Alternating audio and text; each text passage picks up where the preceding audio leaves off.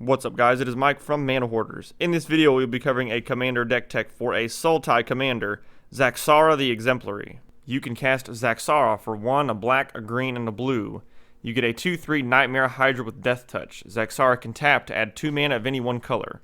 The passive ability reads, whenever you cast a spell with X in its mana cost, create a 0/0 green Hydra creature token, then put X +1/+1 counters on it. The final price for this build came in at $200.17. This does include the price of the Commander 2020 Precon Enhanced Evolution. If you were interested in building Zaxara, I would highly recommend purchasing that Precon to start, as a lot of the cards we are going to be discussing in this video are actually from that deck. I would rate this current build around a 6 or 7 out of 10 on the power scale. I feel with a few tweaks this could max out at roughly an 8 or 9 due to the infinite combo potential, which we will discuss in this video. Now let's jump into some of the cards we're going to be keeping from the Precon. First up we have our artifacts. Arcane Signet can tap and add 1 mana of any color that is in our commander's color identity. Lifecrafter's Bestiary is going to help us scry, and whenever we cast a creature spell we can pay a green to draw a card. Manascape Refractor, this is a new one. It's going to have all activated abilities of all lands on the battlefield. Also, mana can be spent as though it were mana of any color to activate these abilities. And of course, the well-known Soul Ring can tap and add 2 colorless mana. For our creatures, we have Beast Whisperer. Whenever we cast a creature spell, we will draw a card. Cazur, Ruthless Stalker. He is a new legendary creature. For 3 and a green, we get a 3/3 Human Warrior. Whenever a creature you control deals combat damage to a player, it will get a +1/+1 counter put on it. Fertilid, for 2 and a green, Fertilid is going to enter with 2 1/1 counters. We can also pay 1 and a green and remove the counter and search the library for a basic land card and put it onto the battlefield tapped, and then we'll shuffle. Genesis Hydra, you can play it for X and 2 green. It's going to enter the battlefield with X 1/1 counters on it. Whenever you cast it, you can reveal the top X cards. You can put a non-land card with converted mana cost X or less from among them onto the battlefield and then shuffle. Hungering Hydra, you can cast it for X and a green. It'll enter with X amount of 1/1 counters. It can't be blocked by more than 1 creature, and whenever it is dealt damage, you can put that many +1/+1 counters on it, assuming it survives the damage. And Vastwood Hydra, for X and 2 green, it'll enter with X 1/1 counters. Whenever it dies, you can put those 1/1 counters on any number of creatures you control. We will only be keeping 1 enchantment from the Precon. Propaganda, for 2 and a blue. Creatures can't attack you unless their controller pays 2 for each creature they control that is attacking you. There are some pretty good instant spells as well. Beast Within, for 2 and a green, we can destroy a target permanent, and its controller is going to get a 3/3 green beast creature token. A new card, Deadly Rollick, for 3 and a black. We can exile a target creature, but if you control your commander, you may pay this card without paying its mana cost. Krosan Grip, for 2 and a green, we can destroy target artifact or enchantment. It also has Split Second, meaning no other spells can go on the stack whenever you cast this. And Putrefy, for 1, a black and a green, we can destroy target artifact or creature, and it cannot be regenerated. For some of our sorceries, we have Animist's Awakening. For X and a green, we can reveal the top X cards of your library, put all land cards from among them onto the battlefield tapped, and the rest on the bottom of your library in a random order. But if you have 2 or more instant or sorcery spells in your graveyard, those lands will untap. Deadly Tempest, for 4 and 2 black, you'll destroy all creatures. Then, each player loses life equal to the number of creatures he or she controlled that were destroyed this way. Gaze of Granite, for X, 2 black and a green, destroy each non-land permanent with converted mana cost X or less. Kodama's Reach, for 2 and a green, you can search the library for 2 basic land cards, reveal them, put 1 on the battlefield tapped, and 1 into your hand. Migration Path, a new card, for 3 and a green, search the library for 2 basic land cards, put them on the battlefield tapped, and then shuffle. Mind Spring, for X and 2 blue, you will draw X cards. Profane Command, for X and 2 black, you will choose 2. Target player will lose X life. You can return target creature card with converted mana cost X or less from your graveyard to the battlefield. Target creature will get -X/-X, or up to X target creatures gain fear until end of turn. And Villainous Wealth, a very, very powerful card that I've had much success with in this build. For X, a black, green, and a blue, target opponent exiles the top X cards of their library. You may cast any number of spells with converted mana cost X or less from among them without paying their mana costs. Now, as far as the mana base is concerned, I kept all of the lands that were included in the Precon, except I did cut 1 Llanowar Wastes to add in 1 Reliquary Tower. The deck has the potential to draw a lot of cards, so I figured having that option for an unlimited hand size is going to be quite beneficial. Next up, we're going to discuss all the cards we will be adding to this commander deck. First up, we will discuss our creatures. Armorcraft Judge, for 4. When it enters the battlefield, you'll draw a card for each creature you control with a +1/+1 counter on it. Beastcaller Savant. It's essentially just a mana dork with haste that can tap and add 1 mana of any color to our mana pool, but you can only spend that mana to cast creature spells. Blight Beetle. I've seen this card single-handedly shut down a lot of decks. It has protection from green, and creatures your opponents control can't have +1/+1 counters put on them. Corpsejack Menace. If one or more +1/+1 counters will be put on a creature you control, twice that many +1/+1 counters are put on it instead. Deathcap Cultivator. A nice little mana dork. I do like how it can tap and add a green or a black to our mana pool as needed. Elvish Mystic. For one, we get a 1/1 that can tap and add a green, offering a nice little bit of early game ramp.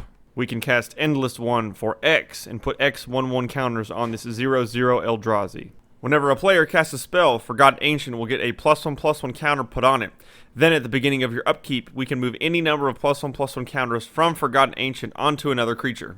Gargos Vicious Watcher, a good commander in his own right. For 3 and 3 green, we'll get an 8/7 Legendary Hydra with Vigilance. He's going to make our Hydra spells cost 4 less to cast. And whenever a creature you control becomes the target of a spell, Gargos can fight up to 1 target creature you don't control. A subtle card that can win us the game out of nowhere. Herald of Secret Streams. All of the creatures we control with +1/+1 counters on them will be unblockable. Helping us out with some ramp is Incubation Druid. It can tap to add 1 mana of any type that a land we control could produce, but if we are able to put a +1/+1 counter on it, we'll be able to tap for 3 mana instead. A card that has proven very useful, Gerard Golgari Lichlord. He's going to get +1/+1 for each creature card in the graveyard. Also, his activated ability will allow us to sacrifice a creature, and each opponent will lose life equal to that creature's power. We're going to be getting a lot of these Hydras off of our spells that cost X. In the event we are unable to attack our opponents or our creatures do not have trample, we can simply sacrifice them with Gerard and kill them indirectly. Colonian Hydra. It has trample. It's going to enter the battlefield with 4 +1/+1 counters on it, and whenever it attacks, we will double the number of +1/+1 counters on each creature we control. Llanowar Elves, a lovely mana dork, will tap and add a green to our mana pool. Mistcutter Hydra. It can't be countered. It has protection from blue. It has haste, and it enters the battlefield with X +1/+1 counters on it. A fairly new card, Nyx Bloom Ancient. For 4 and 3 green, we're going to get a 5/5 with trample. But the best part of this card is whenever you tap a permanent for mana, it produces 3 times as much of that mana instead. Whenever we're dumping a lot of mana into these cards that cost X, we'll be able to get 3 times the value out of them. Primordial Hydra will enter the battlefield with X 1/1 counters on it. At the beginning of your upkeep, we will double the number of +1/+1 counters on Primordial Hydra, and it's going to have trample as long as it has 10 or more counters on it. A personal favorite of mine that really sparked my love for Hydras in Magic, Protean Hydra. It's going to enter with X 1/1 counters. If damage would be dealt to it, prevent the damage, remove that many +1/+1 counters, and whenever a 1/1 counter is removed from it, put 2 counters on it at the beginning of the next end step. Another fairly new card, Steelbane Hydra. It's going to enter with X 1/1 counters, but we can pay 2 and a green, remove a counter, and destroy target artifact or enchantment. Urborg Elf, another mana dork. However, I like the fact they can tap and add a green, a blue, or a black to our mana pool, making it extremely versatile. Voracious Hydra. It has trample, it'll enter with X 1/1 counters, but whenever it enters the battlefield, we can choose to double the number of counters on it, or it can fight target creature we do not control. And last but not least, we have Winding Constrictor. Its ability reads, if 1 or more counters will be placed on an artifact or creature you control, that many of those counters +1 are placed on that permanent instead. If you would get 1 or more counters, you get that many of those counters +1 instead. For our instance, we have Aetherize. We can return all attacking creatures to their owner's hand. Death Denied. We can return X target creature cards from our graveyard to our hand. Inspiring Call. We'll draw a card for each creature we control with a +1/+1 counter on it, and those creatures will gain indestructible until end of turn. And Negate. For 2, we can counter target non-creature spell. Moving on to our sorceries, these are going to include most of the cards that are going to have X in their casting cost. First up is Consume Spirit. Now we can only spend black mana on X. It's going to deal X damage to target creature or player, and we are going to gain X life. Curse of the Swine. For X and 2 blue, we can exile X target creatures. Then, for each creature exiled this way, its controller will get a 2/2 green boar creature token on the battlefield. Damnable Pact. Target player draws X cards and loses X life. We can use this on ourselves for some extra card advantage, or if a player is at low life, we can take them out of the game. Exsanguinate. Each opponent loses X life, and then you gain life equal to the life lost this way. If we dump enough mana into X, we can really turn the game around and leave our opponents crippled. With enough mana available, we can potentially mill our opponents out with Mind Grind. Each opponent reveals cards from the top of his or her library until he or she reveals X land cards, then puts all cards revealed this way into his or her graveyard. X cannot be 0. Nylea's Intervention. If we can choose one, we can search our library for up to X land cards, not just basic lands, reveal them, put them into our hand, and shuffle. Or we can deal 2 times X damage to each creature with flying. Open into Wonder.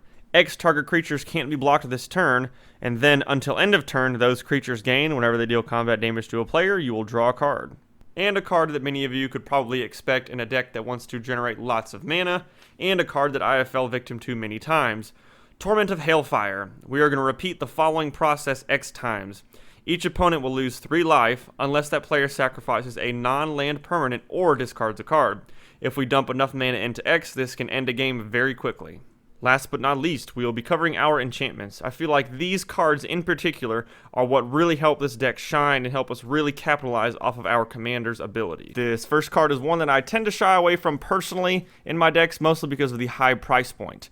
Doubling Season for 4 and a green. If you would get 1 or more tokens, you get twice that many instead, and if an effect would put 1 or more counters on a permanent you control, put twice that many on that permanent instead. Now with our commander, this is the perfect card, as we are going to capitalize off of both of these effects. Whenever you cast a card with X, you're going to get a Hydra. With this card out, you're going to get 2 Hydras. Now say you pay 4 into X, instead of the Hydra coming in as a 4/4, it will come in as a 8/8. So now you are getting twice the amount of Hydras with twice the amount of power and toughness. Very rarely would I say that this card could be considered an absolute include. I feel like a lot of people throw it in decks that either capitalize on tokens or 1/1 counters specifically, and they just sort of say, well, I'm going to include Doubling Season because it makes twice as many. Now for Zaxara, I would say if you can afford it, I would highly recommend including Doubling Season. As I mentioned, you're going to get twice the amount of Hydras off of Zaxara's ability, and they're going to be twice as powerful every time. Now, while not as flashy, a card that I really do enjoy personally, for 1 green you can play Hardened Scales. If 1 or more +1/+1 counters will be placed on a creature you control, you're going to get an extra +1/+1 counter instead. A nice little way to boost up your army as you are slowly building throughout the game. Inexorable Tide. Anytime you cast a spell, you can proliferate. This means you'll choose any number of permanents and or players with counters on them and give each of them another counter of the kind that is already there. So anything that has a +1/+1 counter, you can put an additional. Same thing with -1/-1 counters, Planeswalkers loyalty counters, and even players that have infect or poison counters on them, you can give them an additional one every time you cast a spell. Unbound Flourishing. For 2 and a green, whenever you cast a permanent spell with X in the casting cost, you will double the value of X. Whenever you cast an instant or sorcery spell or activate an ability, if that spell's mana cost or ability's activation cost contained X, you will copy the spell or ability, and you may choose new targets for that copy. Obviously, a very useful card in this build as well. The last 2 cards we are going to be discussing are Freed from the Real and Pemenzora. These 2 enchantments have been getting a lot of attention lately when combined with his commander because of the possibility of generating infinite mana. We're going to tap Zaxara for 2 blue. We can use the activated ability of one of the enchantments to then untap Zaxara for 1 blue, and then we can rinse and repeat to generate a limitless amount of mana. We can use this to then dump into one of our spells that have X in the converted mana cost. So essentially, you can end the game with a Torment of Hailfire for 1,000,000, or you can mind grind your opponents for 100 cards. That way, on their draw step, they will have no cards and they will lose, thus winning you the game. And just like that, we have reached the end of the video. I myself am very excited for Ikoria and the new Commander 2020 Precons. I'm really excited to build around Zaxara and a lot of the other commanders. If you enjoyed this video, be sure to hit the like button, tell your friends about us, subscribe, leave a comment down below, let us know what commanders you are excited to see in the future, and let us know what sort of commanders you would like to see us build deck techs for. We really appreciate the support, and we'll see you in the next video.